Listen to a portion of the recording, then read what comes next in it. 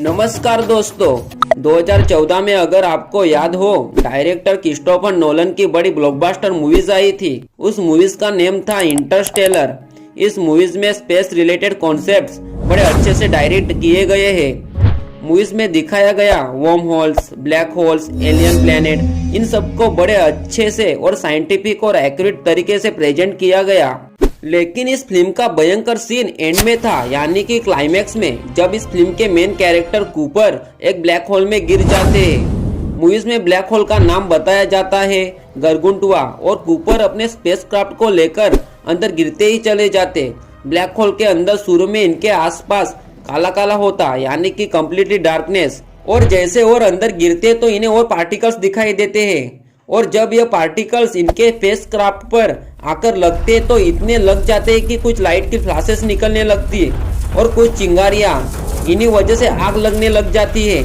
इन्हें मजबूरन अपने स्पेस क्राफ्ट से इजेक्ट होना पड़ता है। अपने स्पेस क्राफ्ट से अलग होकर यह ब्लैक होल के अंदर गिरते चले जाते और अंदर गिरते चले जाते। फिर अचानक से यह अपने आप को 5 डायमेंशनल स्पेस के अंदर पाते हैं। यह एक बहुत ही दिमाग हिला देने वाली चीज है दोस्तों। एक ऐसी जगह जहां पर अपने पास्ट से कम्युनिकेटेड कर सकते हैं ग्रेविटी का यूज करके। यह सब देखकर आपके मन में एक सवाल उठा होगा, क्या यह सब पॉसिबल है? क्या ब्लैक होल में सही से ऐसा होता होगा? अगर हम ब्लैक होल में गिरेंगे तो क्या देखने को मिलेगा?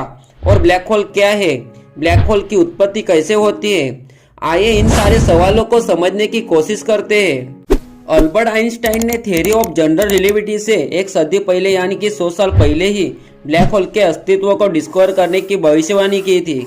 अल्बर्ट आइंस्टाइन ने बताया था कि ब्लैक होल स्पेस में ऐसी जगह होती है जहां ग्रेविटेशनल पावर बहुत शक्तिशाली होता है, इतना पावरफुल कि किसी स्मॉल से स्मॉल पार्टिकल से लेकर लाइट भी इनके पार नहीं जा सकती। पिछले 100 साल से वैज्ञानिक लगातार आइंस्टाइन के सिद्धांत को टेस्ट कर रहे हैं, लेकिन अभी तक उन्हें इसमें कामयाबी हासिल नहीं हुई। यह अभी तक रहस्य बना हुआ है।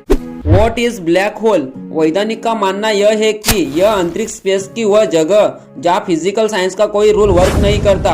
अगर हम इजीली समझे तो ब्लैक होल हमारी यूनिवर्स की ऐसी जगह जहाँ से कुछ बच नहीं सकता।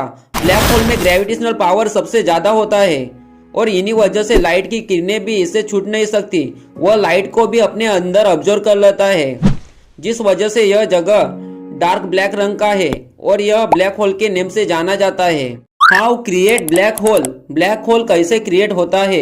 इस यूनिवर्स में वो बड़े तारे, यानी कि जिनका मास हमारे सन से 20 गुना ज्यादा हो, और जब यह बड़े तारे डेड हो जाते हैं, यानी कि मर जाते हैं, तो ब्लैक होल बन जाता है।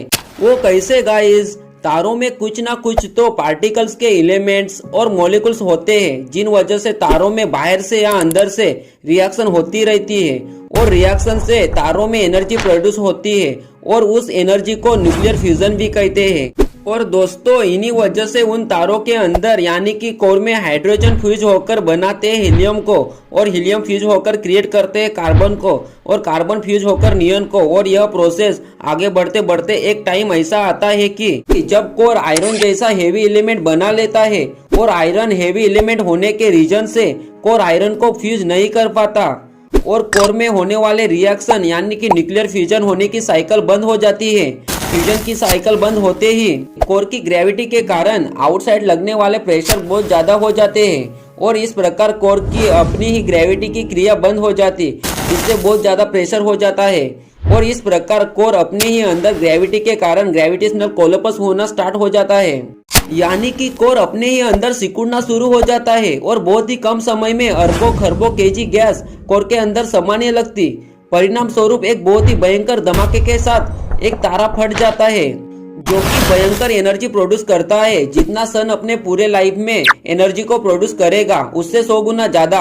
इस स्पॉट को सुपरनोवा स्पॉट भी कहते हैं, और पीछे छोड़ जाता है एक नया जबरदस्त पावरफुल ग्रेविटी वाला ब्लैक होल। इमेजिन करो दोस्तों, कोई इंसान अगर ब्लैक होल में गिर जाए तो क्या होगा? यह हो सकता है कि आप और हम किसी दूसरे प्लेनेट पर जीवन की तलाश में निकले हो, या फिर अंतरिक्ष यान से बाहर निकले हो, और तभी ब्लैक होल की चपेट में आ जाए और उसमें गिर जाए। ऐसी सिचुएशन में हमारे साथ क्या होगा? इनकी कई संभावनाएं हैं, जिसका सिर्फ हम अंदाजा लगा सकते हैं। मतलब यह कि ब्लैक होल में गिरने के बाद हम ब्लैक होल की बाहरी सतह पर जलकर राख हो सकते हैं या फिर उसके अंदर आसानी से पहुंचकर अनंत गहराई में खो सकते हैं। यहाँ पहुंचने के बाद क्या होगा कोई नहीं जानता। क्या कोई दूसरा यूनिवर्स आ जाएगा या फिर आप सब कुछ भूलकर एक नई दुनिया में पहुंच जाओगे? यह रहस्य अब तक बना हुआ है जिसका सिर्फ हम अंदाजा लगा सकते हैं गाइस। तो अभी के लिए इतना ही, मिलते हैं अगले वीडियो में एक नए अंदाज के साथ। बहुत बहुत ही धन्यवाद दोस्तों।